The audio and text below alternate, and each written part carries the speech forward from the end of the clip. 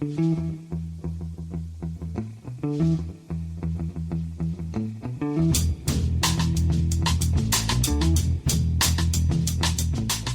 and welcome to The Price of Football, the show that looks at the money behind the beautiful game and is even more exciting than watching Sky try to get 4 hours of live telly out of one loan move to West Brom on transfer deadline day. I'm Kevin Day, and turning down a free transfer to Swiss Ramble is Liverpool University's Kieran Maguire.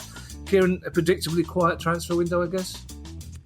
Yes, if you've got no money, you can't spend it, and that's the position of football at present. Also, the players don't want to move because nobody can offer them pay rises. So it's a very sticky wicket indeed. Yeah, my mother never lived by that principle. If you've got no money, you can't spend it. God love her. Mine too. Yeah.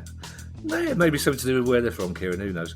Later in this episode, we'll hear from Paraag Marathe, the president of 49ers Enterprises, which is the commercial arm of the San Francisco 49ers. He spoke to us about, cricket, and his investment in Leeds United, which was recently increased to 37%. It was a very positive and upbeat chat, Kieran, wasn't it? Yes, I think Leeds fans are going to be excited from what they hear. I think he wants to retain what he refers to as sort of the nuts and bolts, the boots of Leeds United, while still trying to move the club on. So a few interesting revelations to look forward to. Yeah, sadly, positive and upbeat are not words we can use about our first story. And you did say, Kieran, that you thought South Yorkshire may overtake the East Midlands as an area of concern. And lo and behold, several Sheffield Wednesday players haven't been paid their full wages this month. Yes, I mean, there's good news for Sheffield Wednesday on the pitch. They presently they don't have a manager, they don't have a director of football, they don't appear to have a chief executive, but that's not stopping them from winning matches, which perhaps calls into question some of the processes that you do see at clubs. So congratulations to Sheffield Wednesday on the pitch. Off the pitch, it appears, according to one of the stories in the local press, that if the players were on more than £7,000 a month, they were being capped at that level, and if they were below it, they were being paid in full. Now, Sheffield Wednesday haven't published any accounts since 2018, which reminds me of another club in the Championship. They're now more than 6 months overdue. It's the second year on the trot that's arisen. So that means they're going to pay a fine of £3,000, which in the wider scheme of things isn't a cause for concern. The fact that they're not willing to tell the fans, the fans are the biggest investors in a club, what's going on, I don't think is great. The average salary in their most recent accounts, which was 2018, was £27,000 a month. So if they're capping people at over 7, you can see a fair number of players being perhaps a bit cheesed off. Though again, I'd stress it doesn't seem to be reflected on what's happening in the pitch. It does seem a bit odd, the fact that you're necessarily alienating your better paid, and therefore you imagine better players. Yes, I mean, I guess sort of the mentality of a dressing room does tend to be quite collegiate, all for one and one for all. And ultimately, when you go out and you're playing on the football pitch, all the sort of the internal bitching and unhappiness with regards to the management and sort of the structure of the club, which might be bothering players, can sometimes just disappear. I've heard footballers say historically that the only place that they ever felt free was in the 90 minutes, on a weekly basis or twice weekly basis when they were playing football. And once they got off the pitch, that's when all the problems used to start. So this could be evidence of that. And why is it, Kieran, we only tend to hear of players not getting paid their wages rather than management team, training team, etc.? Is that because it's not happening or because that's not as good a story? I think there's an element of both. Normally, the chief executive will call in and say something to the manager or the coaching team, because there's only one or two of them. And also remember, the manager quite often has to have meetings with the board. He'll normally attend a monthly meeting with regards to progress on and off the pitch, what's the budget for the next transfer window and things of that nature. Whereas the players won't necessarily have that closer relationship with things at board level. Oh, sorry, I'm just sitting here speculating who was on the phone, and I'm going to go an angry Mel Morris. Disappointed that his club's not getting mentioned anymore. So far. No, I've had a look, actually. I don't think they will get mentioned today. National League clubs, Kieran, across all three divisions were offered the chance to decide what happens to the rest of the season this week. What was decided? There's going to be a full vote on the 6th of February. National League North and South have sort of they're having a 2-week suspension. There's a lot of confusion. We've covered the National League story in terms of initially, as part of the winter support package from the government, the National League teams were given a grant, and that was great. And then they all fell out in terms of the way that the grant was going to be distributed. There's now a further £11 million being made available to the National League teams, but it turns out that the government is of the opinion that this money is in the form of a loan, albeit over 20 years and at very low interest rates. The teams, or the National League, were under the impression that it was going to be a grant. And they've rightly pointed out is that if they politely decline the loan because clubs are concerned that they can't repay it, it's going to cost £14 million to put the players on furlough. So surely it's in the taxpayers' best interest to fund the continuation of the season in the form of a grant. But what we are now seeing is people acting in self-interest. So those clubs towards the top of the National League, one of the votes will be let's take the loan and continue the season, whereas the alternative is let's just go into furlough. So those are quite extreme views. If those clubs towards the top of the National League, it's in their interest to continue, because if you get promoted to the EFL, all of a sudden you're getting solidarity payments from the Premier League, you're getting the EFL TV deal on top of that. That's worth £1.5 million a year potentially. So those clubs, the likes of Notts County and so on, you can understand their viewpoint. The clubs in National League North and South, they're sort of slightly compromised in the sense that whatever decision is made has to have a 75% majority, and every club in the National League gets a single vote, but the National League North and National League South only get 2 votes between them. So where they're going to go is they're not so certain themselves. So it's looking messy. I have been talking to somebody connected with one of the National League South clubs who is of the opinion that it's going to become very political, and it's going to be a game of poker played when this vote takes place, and it's due to take place on the 6th of Feb. So we'll be able to bring more news when we meet again next Monday, then, presumably. Yes. Yes. Okay. Apologies, Kieran, if you heard a slight yelp at the start of that answer. We're recording this at about 4:30 on Wednesday, which I thought was just late enough to bring a glass of wine out with me. But the look on Ali's face when I opened the fridge door indicated that she didn't agree. So I brought a cup of tea out with me and took a big gulp, and it's still really hot. I worry, Kieran, this is why we're not winning the BAFTAs. It's because they think you're brilliant. They think, yeah, Kieran's great, but the other bloke, he just can't hold his drink. He gets so distracted by hot drinks and stuff. You wouldn't know this, Kieran, because you never touch alcohol or hot liquid, which is probably I do have my water bottle by my side, as always. That's about as far as it goes. Yeah, I probably shouldn't tell you this, but I went to visit my dad this morning, God love him, who's 86, who's been doing some decorating. He's got the flat looking lovely, but he went, I've filled the fireplace with semen. I was like, what? He's got these little models of sailors that he was given. Right. It's just, And obviously it's like, well done, Dad, 86, that's very good. And then he caught himself when he went, it's been a long time since I've been out to affiliate, but there you go, thanks, Dad. Again, this is another reason why we're not winning the BAFTA, isn't it? too easily distracted by smart. Now, still in the National League, Wrexham AFC, it transpires, were the only National League club to be excluded from the emergency funding package. Was that because of the Hollywood money? No, this does seem very harsh on Wrexham AFC.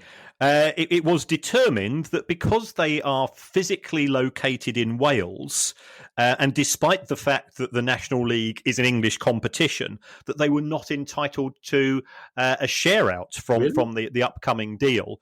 And therefore, to be fair to the club, they've abstained from voting.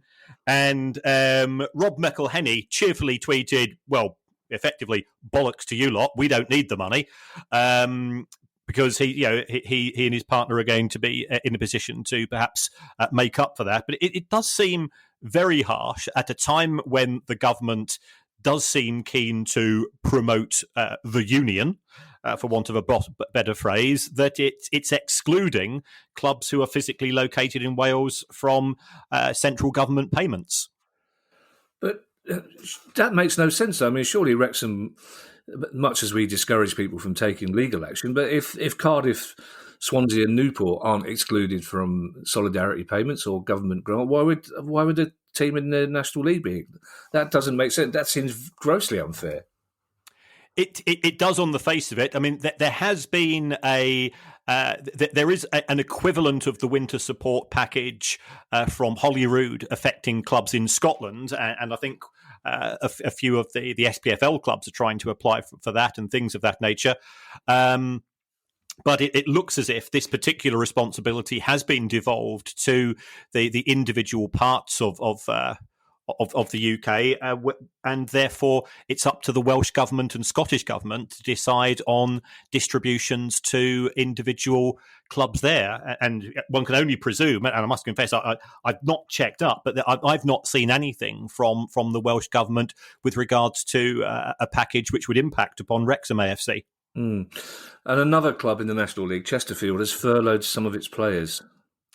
Yeah, I feel quite uncomfortable about this. I mean, we talk about this word furlough, but it's actually formally called the Job Retention Scheme. Now, what Chesterfield have done is that they've identified 4 players who, for whatever reason, the management thinks isn't going to get a game for the rest of this season. Now that happens at every club. Every season, you and I can identify those players at both Palace and Brighton who we know they're in the squad somewhere, but they've not even reached the bench for a League Cup game, and you know that they're turning up to training, picking up the money, and going home. And that is something which happens across all football clubs. It now appears that Chesterfield are effectively using the job retention scheme as a means for the taxpayer to pick up the tab. So the remainder of the players are being paid.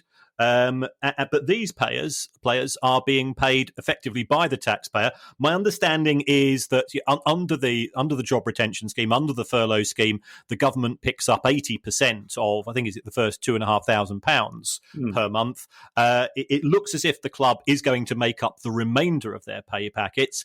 But again, it's certainly, in my reaction, is that this goes against the principle of the scheme, if clearly it would appear to satisfy the individual wording of it. Chesterfield are claiming that other clubs are doing it too, but if they are, they're certainly going under the radar. Yeah, I always feel sorry for the sort of player you talk about there. I mean, like Max Mayer was a classic example for Palace recently before we moved him on. A really exciting, potentially young footballer who came with great hopes, and through no fault of his own, simply because the manager didn't fancy him, found himself picking up the occasional League Cup game or whatever it was. And he's still criticised by people saying, well, he's happy to sit out his contract and take the money and play with the under-23s. Well, he's quite clearly not. He wants to play first-team football. So I think the very least he can expect is to actually be paid while waiting for a manager to come in who does fancy him. But like you say, there is something slightly uneasy about this situation. And if you don't know of any other clubs that are doing it, it would indicate that there aren't any other clubs doing it, basically. Is that right? Well, some clubs do keep their cards close to their chest. My view is if Chesterfield have got the evidence, I'd be naming names because at present it looks as if they're the only kids in town who are taking this approach. Yeah, Kieran, if you can't find out by going to company's house, then basically it's not happening. We've ascertained that in the past. There's nothing you can't find out at company's house. And you may be able to find out about these next two stories. There's talk of takeovers, and I think we could probably have guessed this was going to happen because that's Sunderland are the sort of club where things never seem to run smoothly. But their prospective takeover has hit another snag. Yes, Sunderland were due to be taken over by Kirill Louis Dreyfus, the 22-year-old French inheritance billionaire whose own family has historically owned clubs in France. And when this was first announced, I think Sunderland fans were relieved. The relationship with Stuart Donald has fallen down. Anybody that's watched Sunderland Till I Die on Netflix has been watching through the sort of their fingers as sort of the some of the farcical behaviour in the boardroom was revealed. But it turns out that whilst Kirill Louis Dreyfus is due to take a controlling stake in the club, and controlling means more than 50%, it looks as if Stuart Donald was planning to keep 15%, and then into the equation comes One Sartori. And One Sartori is described as a Uruguayan politician and businessman. Now, you're in an industry, Kevin, in the world of entertainment where South American exports are popular. It's fair to say. So therefore, anybody who is a South American politician and businessman, you go, well, that seems a little bit strange. The story is that Mr. Sartori bought his 20% of the club for £1. Now, we're not sure whether that story is true or not, but he is intending to continue the ownership of his 20%.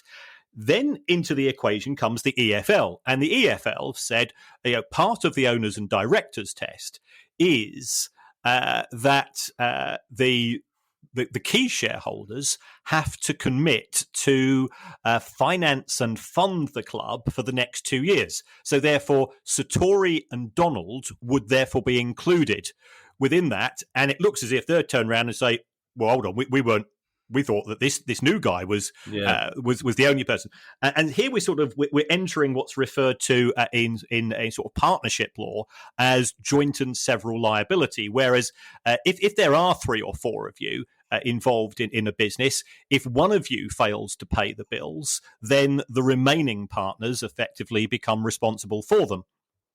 So, let's say that if you, I, and producer Guy went out for a meal together, and producer Guy forgot his wallet, the restaurant owner wouldn't say, well, Kieran and Kevin, you pay your share, and I'll wait for Guy to pay me. It says, you came in as a group unit, and therefore we expect the full amount of money.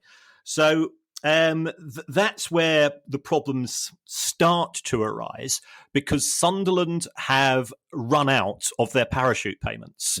So therefore they're now in League One. They've got high overheads. They've got all the costs of running the club. And of course, they've not got any of the benefits in terms of having the significant numbers of fans, which they would normally anticipate until we return to the government giving permission for fans to attend. I can't imagine any circumstances by which producer Guy would forget his wallet. It's huge. You're like forgetting a battleship. Where did I put that battleship? Oh, yeah, here it is. You know what the slightly worrying thing about that scenario, Kieran, is that phrase bought his share for £1, because so many of the bad stories we've had in the past year have started with somebody buying some part of a club for £1, haven't they? Yes, yeah. I mean, I'm not certain of that particular one, but I certainly have seen reports of that nature. He might have lent the club money. He might have introduced the club to other parties, and sometimes that you'll get a discount. But it's a strange one, and also, if I was taking over a football club, I'd want 100%. I wouldn't want two other blokes who'll be constantly signing. Well, I'd have done it differently. What are you signing in for? Or I wouldn't want the aggravation. And if this Kirill Louis Dreyfus is as wealthy as he's claimed to be, then it should be relatively easy for him simply to buy the other two out at the outset, and then get on with the business of, from his perspective and clearly from the fans' perspective, of restoring Sunderland first of all to the Championship, and then clearly their objective is to return to the Premier League. Yeah, I also like the contempt in which you described young Mr. Dreyfus as an inheritance billionaire. I could feel your lip curling from a distance. And there are new details emerging of another takeover, Kieran. This is the takeover of Burnley. Yes. The deal has gone through. It went through before Christmas, and I'm sure, or before the New Year, and I'm sure people are sick to the back teeth of hearing me say Burnley, best run club financially in the Premier League. The previous owners had never had to put a penny in. They always broke even or made a profit. Never lived beyond their means. And I felt that they were a textbook way. And you've got to give Sean Dyche a huge amount of credit for operating within the budget that he was dealt.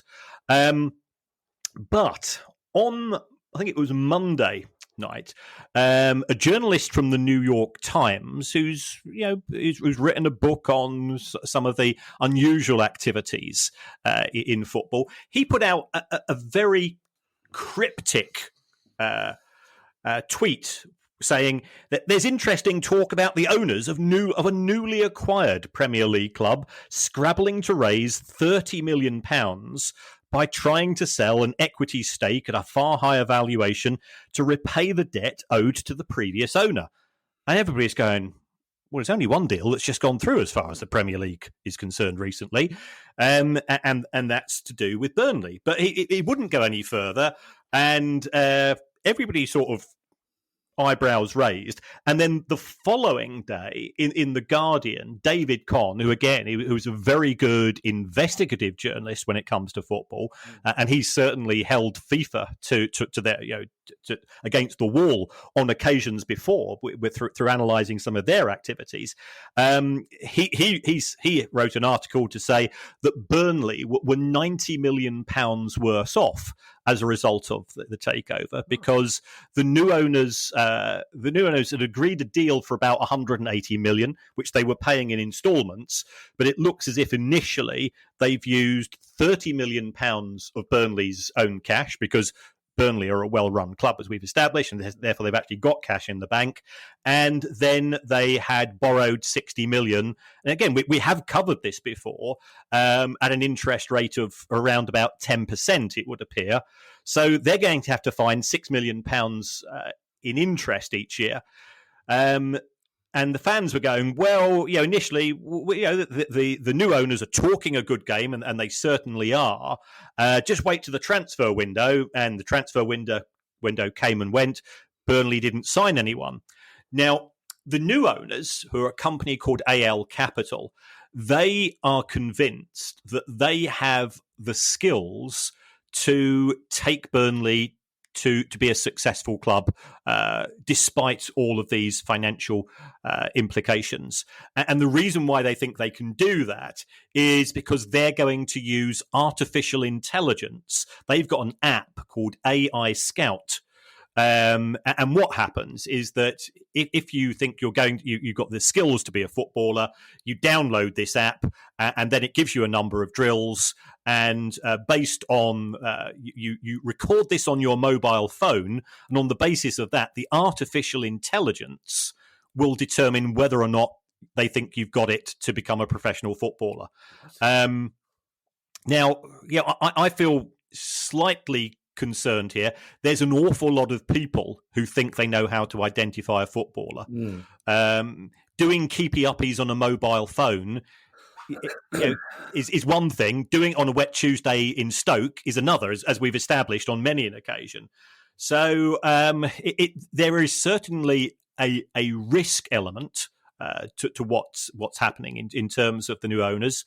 It could be that they've got a fantastic new system, and I'm aware of the people who've developed the this artificial intelligence program. Part of me wonders if it is as good as it claims to be. Why haven't Chelsea or Manchester United or Liverpool simply gone out and bought it themselves? Why has it ended up in the hands of a bunch of Wall Street guys who are now taking it to Burnley? So, I wish them all the best. They've got to make it successful enough that the £6 million in interest is more than covered from the proceeds and the players who are identified from this app. If it doesn't work, then Sean Dyche's already small budget by Premier League standards becomes a bit smaller still. That sentence, as you were explaining it, using artificial intelligence to identify new players, all sounded pleasingly futuristic until you said it's an app. It takes the edge off it a little. What is it? Oh, it's an app. What, a computer program? No, it's an app. You just download it. And I don't know whether it's a new one. Something is making Sean Dyche more skittish than usual. I don't know if you saw his press conference today, most of which was taken up with people he's seen on his travels who look like other people. Yeah, he was brilliant. I've told you, I love Sean Dyche. I think he's people don't get him. But there's far more to the man than the gravelly out accent and the fact that he does resemble a centre half. Yeah. Well, I defy anybody to hold his gaze for more than 5 seconds. Though I mean, he's got the firmest handshake, and he knows whether you're lying. He's just got these terrifying. And there was another Burnley story as well. They're looking for a new shirt sponsor. Is that Burnley's decision, or have the shirt sponsor pulled out? Well, this is Burnley signed a 3-year deal with an Asian gambling company or betting company called LoveBet. Now, it's one of those really strange arrangements for front of shirt, and I think lots of clubs have had them. I think Palace, you've probably had a couple of sponsors. You think, well, I've never heard of them before, and they don't appear to have a website in the UK. Yeah. But they're paying more than anybody else, so let's just take the money. And and you're probably not particularly bothered one way or the other. But there has been sort of more and more coming out about some of the activities relating to these betting companies. Betting is illegal in China, so why are companies having? Yes, there is European writing on them, but there's often Chinese, Mandarin, Cantonese descriptions on them as well. So, is this a subliminal way of getting to the Chinese market, where there are gambling issues there? It doesn't appear to have much of a UK presence, so. From the point of view, is it going to increase problem gambling in this country? The answer is probably not. I believe that they did pay quite a bit of money up front, but now it appears their Chinese website is no longer working. And I don't know whether they're still making the payments which are due to Burnley. But the reports that we are seeing is that Burnley is potentially now looking to change sponsors halfway through the season, which is unheard of. So, that does suggest that Burnley are looking for a new partner. There's still another year to go, I think, in terms of the relationship with LoveBet. So one has to presume that that's not going to go ahead. We saw issues at the start of the season with Southampton, where their front of shirt sponsor disappeared. That was a gambling sponsor. Everton last season, they had an arrangement with an East African gambling company called Sport Pacer. That was linked to a lot of gambling problems and poor governance to do with issues back in Kenya. That deal was effectively cancelled, and now they've got a car dealership, an online car dealership as a replacement. So the dependency on gambling, I think, is starting to drop off, and clearly also there's increasing mutterings from government about coming to some form of restrictions in terms of the relationship with the gambling industry. But in terms of Burnley, given that if they are the club, and we don't know, that was mentioned in the New York Times, that is, to quote, scrabbling to raise cash. That's the last thing that they need if their front of shirt sponsor is behind in terms of the latest instalments due to them. So it's messy, and it's such a shame, because there are so many good things, and I'm we are both football romantics, and I think the story of Burnley and the achievements of Sean Dyche shouldn't be tarnished by things of this nature.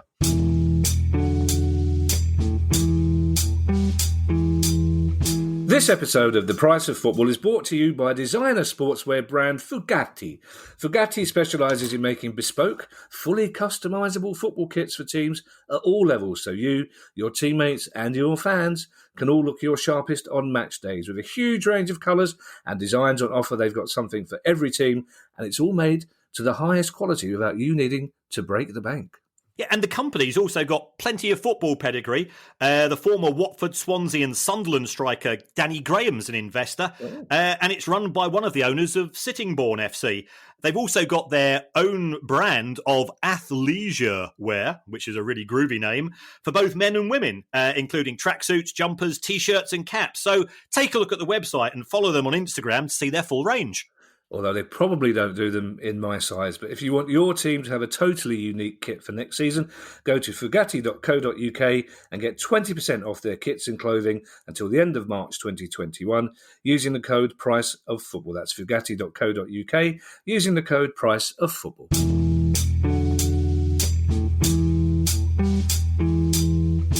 Yeah, you and Burnley need to get a room, Kieran. You know that, don't you? And as it happens, we'll be exploring all aspects of football's relationship with the betting industry quite soon when we speak to James Grimes from Gambling with Lives in a week or two. And if you have any questions for James, specifically about betting and football, then email us the used address, which is questions@priceoffootball.com. Kieran, we still have a couple of stories to go. Let's see if we can rattle through them, because I'm worried about those new listeners from Leeds who don't know how to fast forward a pod. And sitting there drumming their fingers waiting for the interview, which is coming up. It is coming up, but let's do these last couple of stories. And a report has found that the £10.25 million loan from the council to Northampton Town, which we've talked about before in 2013 and 14, to use on stadium redevelopment, has, and I quote, serious failings. Yes, there don't appear to be any minutes of meetings between people from the council and the borrowers. There appears to be little or no exploration of security. If you're borrowing 10 million quid, then the first thing you do is you've got to show the wherewithal to repay it. And if you don't repay it, what assets are you going to have to sacrifice? Well, it looks as if the Northampton Council failed in their duties there. The report by KPMG sort of didn't speak well, I think, in return, in terms of the council leader, who apparently put pressure on the council to rush through this deal. That council leader subsequently became an MP, although he's no longer an MP. The council chief executive, he seemed very keen on the deal as well, but the report indicated that he exceeded his authority. He ended up resigning in 2017.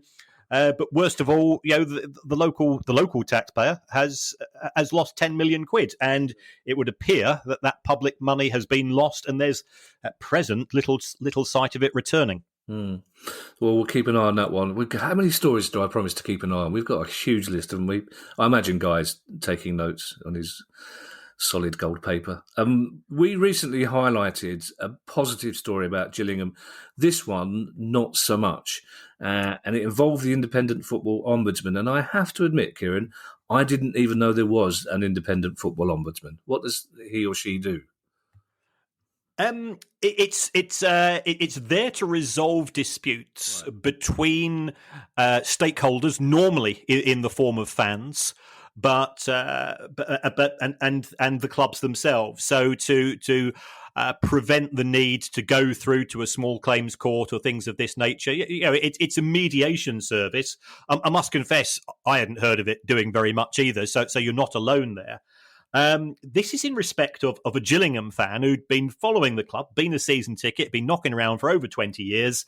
And last season, 2019-20, matches were unfulfilled. So he was waiting for smoke to come out of the club to say what's happening with respect to refunds. Nothing happened. So therefore, he wrote to the club, didn't get a reply that quickly. Eventually got a reply from the Gillingham owner, I think he's Dubai resident Paul Scally, who said that he was too busy trying to save the club and that true fans would acknowledge that and wouldn't be in a hurry to be asking for money back. I think it's then fair to say that the relationship between this fan and Mr. Scally deteriorated. I think the fan was saying that people on Twitter are saying that Paul Scally is using the club as a cash cow. I'm not convinced myself. There's evidence of that. And then the fan ended up getting banned for this season. Now, it now transpires that the chances of getting to see many matches are few and far between. But even so, is that ban going to go forwards to next season or not? So I think the fan was concerned.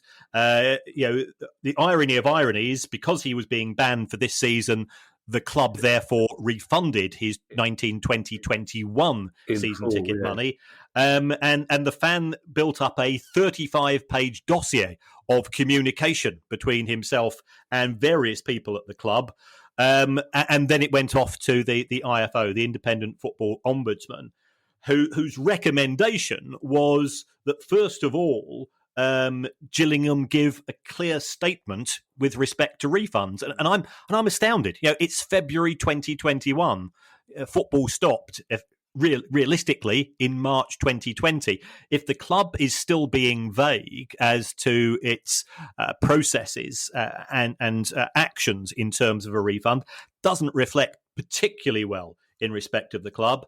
And the IFO, and this is where it looks as if it's sort of a paper tiger. It's got no significant powers. It says that if individual fans are unhappy with the lack of progress, go to the small claims court, which surely if you're an independent ombudsman, you should have some form of being able to force clubs to comply with its recommendations.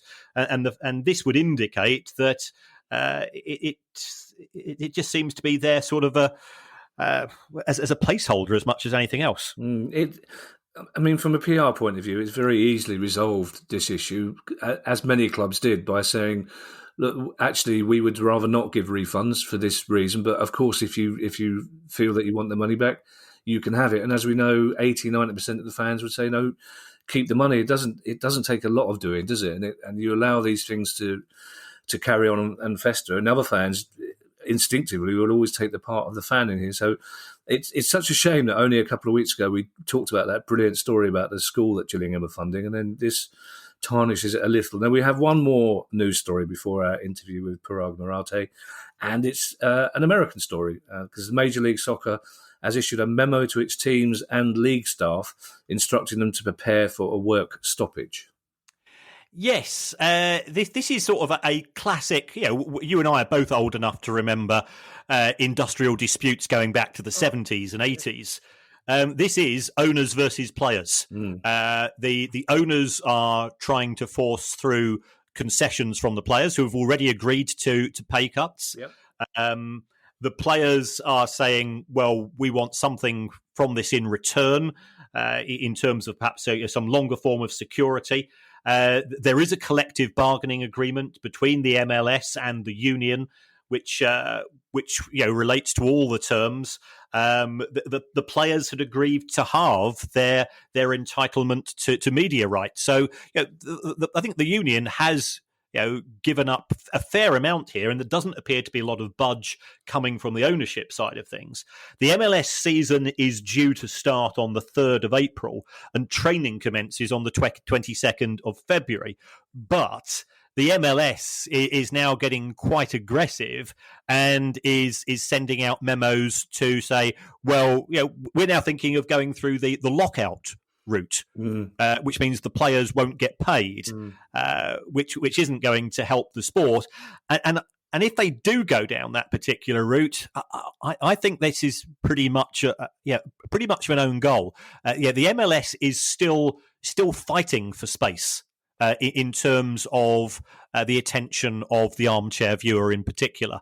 So if it's not on TV, is it going to be missed hugely? The answer is probably no. We've got some of the other American franchise sports due to start their seasons relatively soon, and it could find itself squeezed out altogether. And given that it costs an MLS franchise owner up to $300 million for what's referred to as an introduction fee, and this is where if you want to bring the MLS to a new city, that's the amount you've got to pay into the central pot. I'm not sure of the logic behind the way that the MLS is negotiating on behalf of owners here. Yeah, as somebody who used to be involved in industrial relations, I firmly hold the maxim that any industrial action is always a failure of management, which wasn't a popular approach because I was part of management. But there you go. That is my view, and it's one of the reasons I became a comedian. And now an interview with Kieran with somebody from the US. Paraag Marathe is the president of 49ers Enterprises and now vice chair of Leeds United after they increased their investment in the club to 37%. We spoke to him about the future and the past of Leeds United.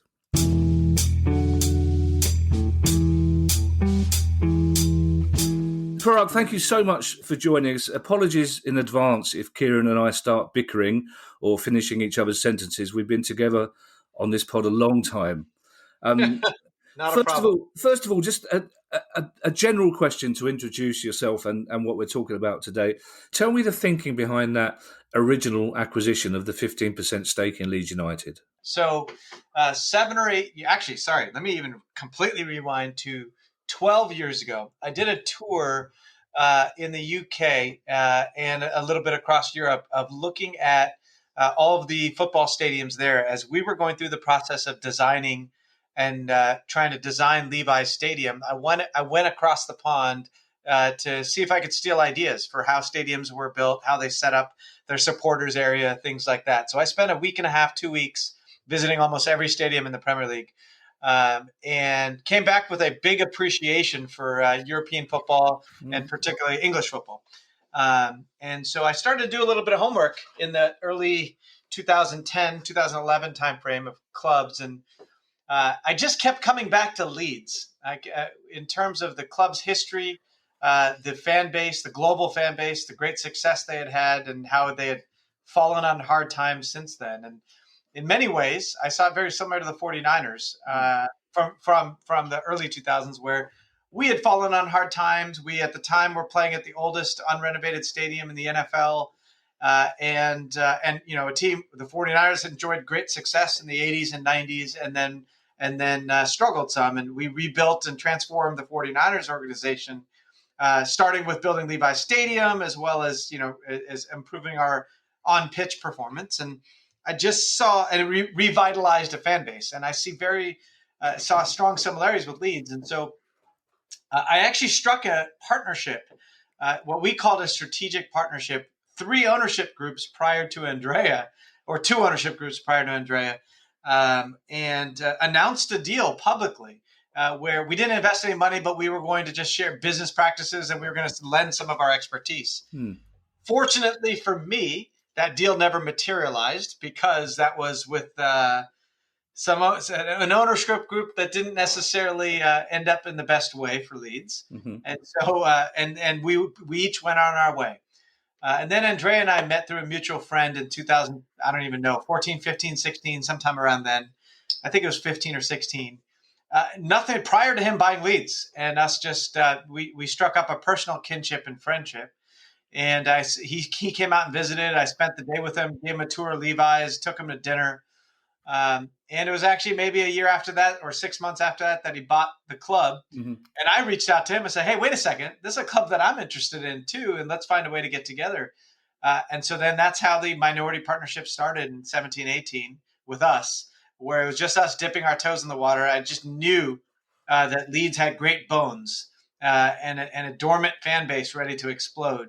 And so that's how it first started, and it's obviously materialized since then. And very recently, you've increased that stake to 37%, which to a civilian like me seems a strange number. Is there a specific reason for that amount, or is it simply driven by how much you wanted to invest? Yeah, no, it's just driven by amount invested and valuation. It was an arrival at a number. That's all. Okay, and would it be impertinent to ask whether there may be further investment?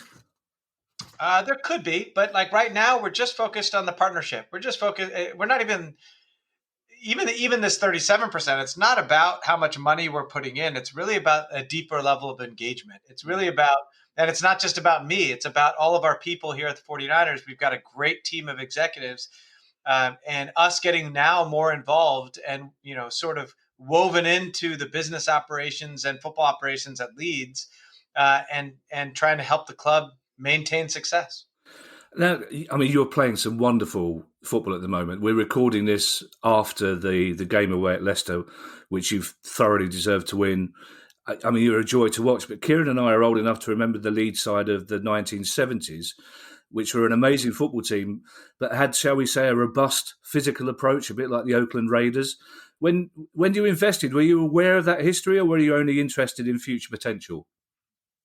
Oh, both, of course, aware of the history. Like that's the bones I'm talking about. We're talking about a club that, by virtue of that success, 20 years ago and 40 years ago, we picked up fans in Australia, in Southeast Asia, in the Nordics, in North America. That's why we have a global fan base, because of that success. So, it is why that we have that, plus the fact that we're a one club town and dominate our geography. Those are the main reasons why I believe Leeds has the potential to be one of the best clubs in all of Europe, and certainly in the Premier League. It's really interesting you talk about that one club town, because there are other one club towns, Middlesbrough, for example, but somehow Leeds seem to encapsulate that. And there are other intangibles as well, like that, the beautiful all white kit, the history. There is something slightly different about Leeds United, and I think most football fans, I support Crystal Palace, Kieran supports a team I don't like to mention, but most football fans kind of want Leeds to be in the Premier League, because traditionally, historically, that's where they should be, isn't it? Yeah, absolutely. And, it's a combination of a couple things, though. Like, I know you mentioned Middlesbrough, but it's not just that we're a one club town. It's that our town is a really big town, too. Yeah. People don't realize that Leeds is, given certain different metrics, whether you're talking about Yorkshire or Leeds, like we're the third or fourth largest metropolitan area in the UK. And so, and there isn't anybody above us that is a one club town, right? So that's why we have such enormous potential. Levi Stadium, home of the 49ers, is, I mean, you can only describe it as a world-class, multi-purpose venue. Could the same thing happen at Elland Road?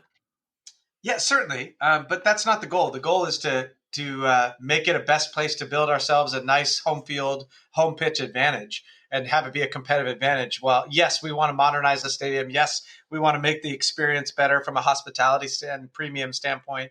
But we have to continue to capture the magic and aura that is within the 100-year grounds that is Elland Road. So it's really about, and there's a certain prestige and history there that we want to make sure we maintain. I'd like to bring Kieran in here, because as an away fan, Kieran, I think you can confirm that Elland Road is a hair-raising place to visit, isn't it, for an away fan? Very intimidating indeed. I mean, I can remember going back to watch my team play at Leeds in the early 1980s when Leeds was a very, very fierce town indeed. And you can see the players wilting just as much as the away fans used to. So if you're absolutely right, that if you can encapsulate that and improve the facilities and the infrastructure spend, which I think you've sort of hinted that some of the owners in recent times before Andrea came in weren't perhaps looking at Leeds' best long-term interests. I think you could be onto a winner there. Yeah, that's the hope. Yeah, Paraag, you're more involved now as vice chairman in the day-to-day operations of the club. Is that limited to business matters only, or does it include football matters like player recruitment? I hope not. I hope it includes everything. If you guys, you can spend 30 seconds Googling me and you'll know that I originally built my reputation in sports here at the 49ers with football things, such as negotiating all our player contracts and managing our contract structure and salary cap. And so that is my expertise. That's my wheelhouse. So will there be things that I can help with Leeds players, with the transfer market, with things like that? I certainly hope so. But again, I want to be able to support. I support Victor and Andrea and what they do on that side. I'm not. By no means do I want to govern it, but I do think that I'll be able to help. Well, also support your remarkable manager, who's again, as a neutral, he's somebody you want to see. Marcelo Bielsa, somebody you want to see in the Premier League, isn't he? Oh, he certainly is. He's one of those guys that has just tremendous willpower and is so creative and so focused on it. And like one of you guys said, just a style of play that is so entertaining, and a style of play that in some ways has maybe been lacking in the Premier League recently, and we brought it right back. Well, as a Crystal Palace fan, it most certainly is lacking at Selhurst Park. That's a different podcast. Let's not talk about that. Well, we'll find out about that one on February 6th. Yes. Well, yes. Oddly enough, the only game we played any decent football was against you earlier this season. But Paraag, it often comes as a surprise to English sports fans to find that the NFL has a very creditable, democratic approach to the distribution of funds throughout the league. Were you surprised when you got involved in English football that equal distribution is very much not the case in the English Premier League? I don't know if it was a surprise because I was aware of it, but well, how do I say this best? I wouldn't say it's not democratic, because it is still absolutely meritocratic, because it is still, whether everyone has their share of the media rights in the Premier League, but based on where you finish in the table, you get a larger chunk of the pie. And how many times you're picked by Sky or BBC to be the primetime match, you earn more for that. And the way you get there is by being a better team, right? Better team, you matriculate up the table. Better team, you're on primetime more often. And if you get those things, then you do get a bigger share of the pie. So that is in many ways democratic, as well as the promotion relegation. Now, what I'll say is it certainly adds an extra element of suspense and drama and heart rate that goes along with it. But it's part of the excitement of the Premier League, and it's why it's maybe the most exciting league in the world. Now, when you and the 49ers got involved with Leeds, did you set yourself targets as to where Leeds should be in 2 years, 3 years, 5 years time, and are you ahead of those targets now? We follow Andrea's vision and leadership, and Andrea has set some lofty aspirations and goals for the club, one of which was getting promoted within 5 years, and he definitely achieved that early on an earlier time frame to get that in 3 years. And so I think right now it's sure you could look ahead and say, yes, we want to compete in Europe and Europa and compete in the Champions League. Do we have the ability to? Yes, we should be dreaming like that. But right now, incrementally, it's just about showing that we can be sustainably competitive in the Premier League, that we're not just hanging on by the laces of our boots, that we belong. And, if we're a club that we don't enter any season thinking about, is this a year that we could get relegated, then that's a good positive step. And Andrea, as you talked about, the majority owner of Leeds, he's talked about deepening ties with clubs around Europe. Is that a process that's already started? Yeah, I mean, it's just something that he's always fancied and looking at. It's not something right now. My focus and our focus is on helping Leeds become more successful. Yeah, if we talk about Europe, there's been a lot of discussion recently, Paraag, about a semi-closed European Super League and possibly a reduction in the size of the Premier League. What does an ambitious club like Leeds make of those proposals?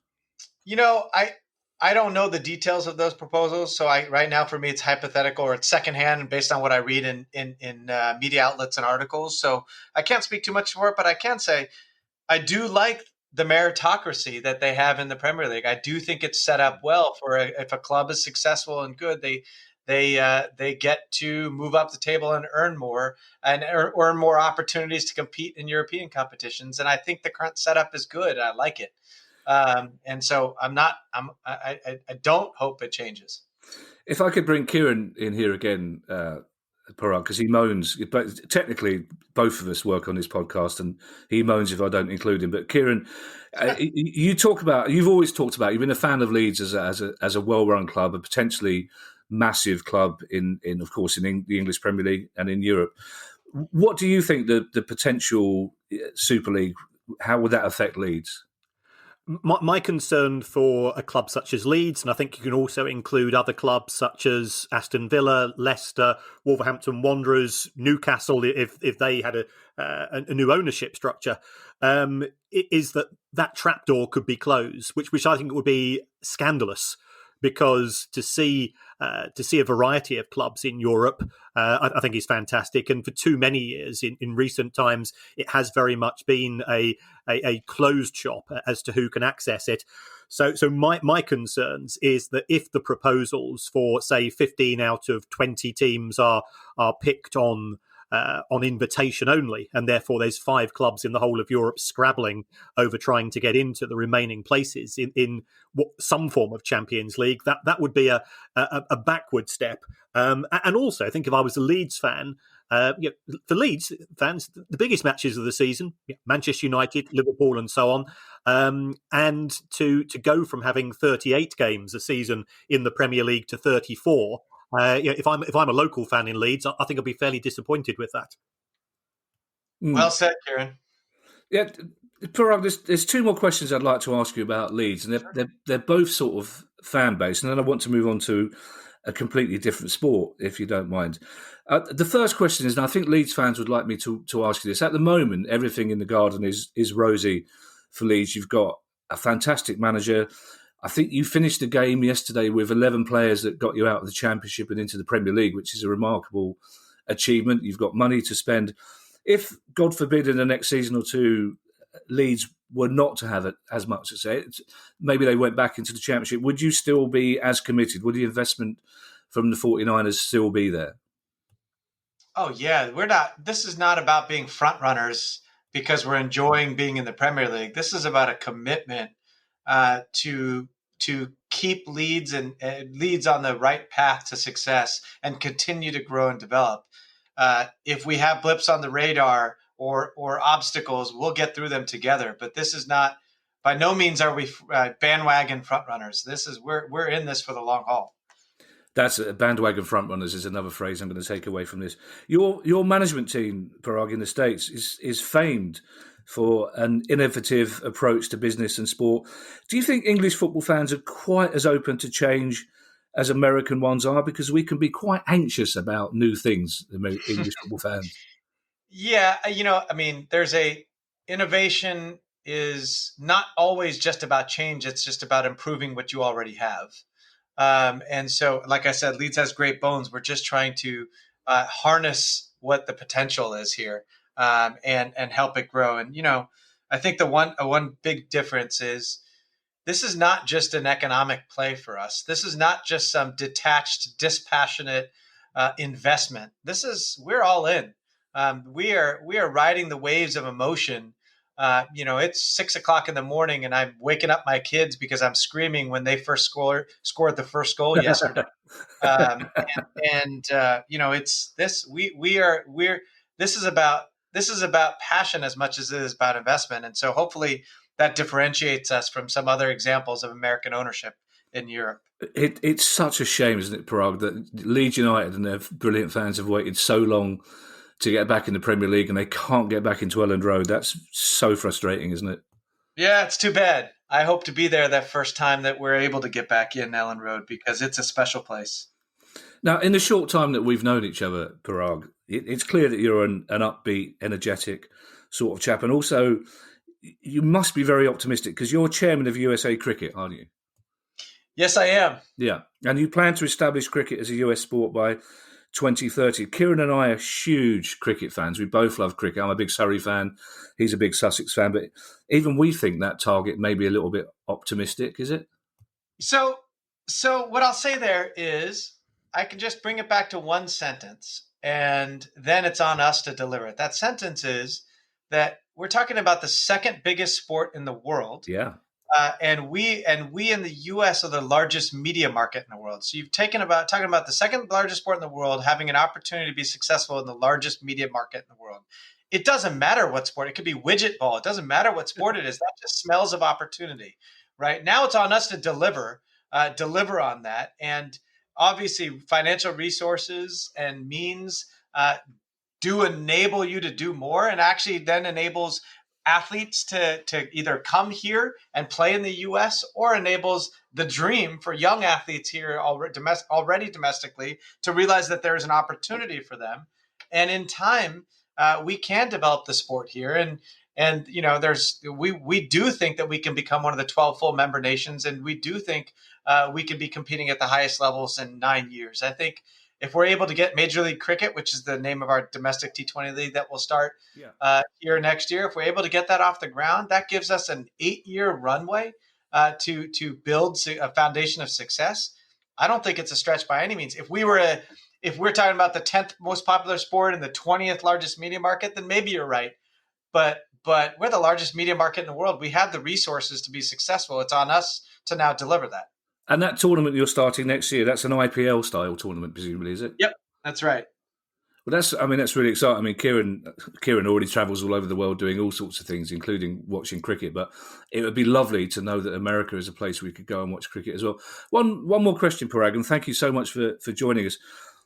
Are you?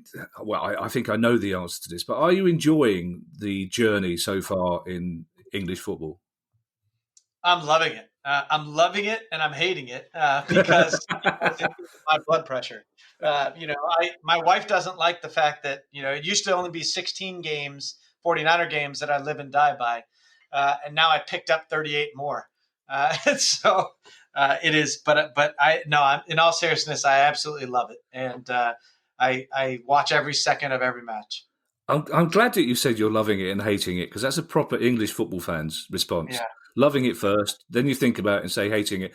It's strong. I love, again, Kieran and I love all sports, but I mean, NFL is something that I watch all the time. And I think, again, English sports fans will be surprised by the comparison. There are NFL fans who are like English football fans, aren't they? I mean, every stadium has its pound with its passionate fans, don't they? Oh, yeah. I mean, every place does, and there's tremendous passion. But I'll tell you, there's something special in the UK. Like I said, when I first visited and did my tour of stadiums in 2009, 2010, there's an extra layer of magic there, because I think that people feel that the club is theirs, as they should, and they feel like it's part of their family, like a little brother or a little sister, where you're so proud of its success and you're very protective when they fail. You want to protect them. And that is an extra layer of emotion and passion and love and hate for a club. That is not, I don't really think that's manifested here as much as it is in the UK. Paraag, thank you very much for talking to us. I know Leeds United fans were very excited when we mentioned that we were going to be talking to you, and I don't think any of them will be disappointed by what they've heard. So thank you. Good luck for the rest of the season. Nice to talk to you. Thank you, guys. I really appreciate the time. Thank you very much.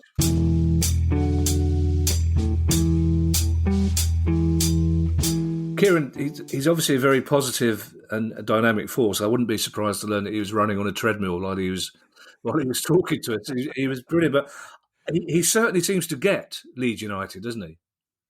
Yes, because it looks as if he's done his homework many years ago, and the initial relationship between the 49ers and the club was on a more platonic level, but now they certainly see the opportunities to grow the club. And I think if they can use their expertise and their knowledge, it can only be a positive thing for the club and the fans. And would your instinct be that he sounds like somebody who is looking to extend that investment even further? I think that there's going to be some big decisions made in respect of Leeds at some point. They are selling out Elland Road at present. There's 20,000 people on a waiting list to become season ticket holders. Now, post pandemic, and I think we need to wait for wait for the waters to settle. When ideally the vaccination has proven to be successful, then a decision has to be made with where are we going to go in terms of the facilities. I think it was really encouraging that he says that he wants to retain that atmosphere of passion and fear that the Ellen Road can generate. And I'll be honest, the scariest football experience in a ground I've ever had was at Elland Road when our striker Michael Robinson scored in the 1981-82 season to put us 1-0 up, Leeds' last home game of the season, and we were potentially going to send them down. And I was so relieved when they scored a 93rd minute winner, which is a terrible thing to say, but I valued my life over 3 points in those days. Yeah. So there's lots of very positive things about Leeds and Ellen Road. When that decision has to be made, are they going to be looking for external investment, or are San Francisco 49ers then going to say, right, we now want to take control? I was reading a very interesting article with regards to the NFL. And I think if you take the last 7 or 8 NFL Super Bowl matches, in 90% of them, there has been a club owner of the NFL who was also an owner of a football club. So could it be that SF 49ers say, well, there's clearly something going on here. Perhaps we want to be part of that gang, and therefore in due course, we might want to increase our stake so that we become the majority owners, and therefore, Paraag's involvement at present, which is part of the management team, is sort of upgraded to be. He then becomes the senior decision maker. Now, clearly, Andrea Radrizani is that person at present, and they clearly have a very good relationship. So I don't see any problems at present. And I'm glad as well. You get the impression that Paraag clearly knows about the past of Leeds United, but I wonder if he fully realises quite what a strange, brilliant, superstitious man Don Revie was. There's a Yorkshire TV documentary that you can Google. There's footage of him massaging Jack Charlton, which once you see it, you can never unsee it, basically. And obviously the players weren't allowed to have sex on a Friday night, so he made them stay in a hotel and play bingo. And there's some great shots of people like Alan Clark who's very surly about the fact they're having to play bingo rather than being home run. But he was an amazing man. And that I think younger football fans probably don't realise what a giant Leeds United were in the late 60s and through the early 70s, when they probably didn't quite win as much as they should have done. But they were up there with Liverpool as giants of the game, weren't they? Oh, yeah. And they were seen as being very innovative. Things such as the relationship with Admiral and the development of kits which you could buy in the shops and away kits. They were a few years ahead of other clubs at the time. Yeah, and they had the sock tags and the smiley badge, and the players used to go out in the middle of the pitch and wave to all 4 corners of the ground and kick balls into the thing. So they were very, very good at PR, the sort of stuff that you ironically would associate with NFL. So, yes, we'd like to thank Leeds United and Paraag for talking to us, and thank you for Leeds fans' patience, and let's hope some of them carry on listening. And if they have any questions for us for our next pod, we do 2 a week. One's a news one on Thursday, and one's a questions one on Monday. Then get in touch with us with questions at priceoffootball.com. Kieran, I can relax and watch tonight's games after 2 wins in a row for Palace, Kieran. Who would have thought? Just did a very giddy Palace podcast off the back of it. Tricky game for you tonight, though, of course. You'll be watching from behind the sofa. Away at Liverpool. I'll settle for a point now. I'm not a greedy man, as you know. Settle for a point? I'd settle for losing 4-0. That's optimistic. Yeah, I'll settle for a point. Kieran, we'll say goodbye, and we'll leave you to do so in your own unique way.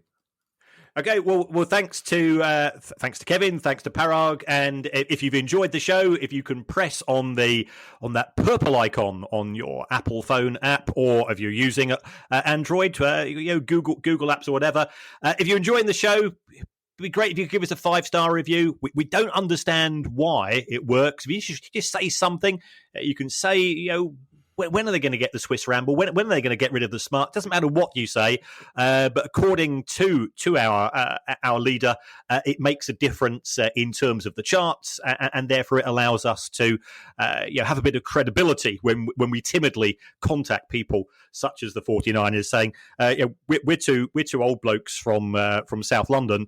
Fancy having a chat with us. So until then, stay safe. Yeah, and you can say what you like. The smart stays. The price of football.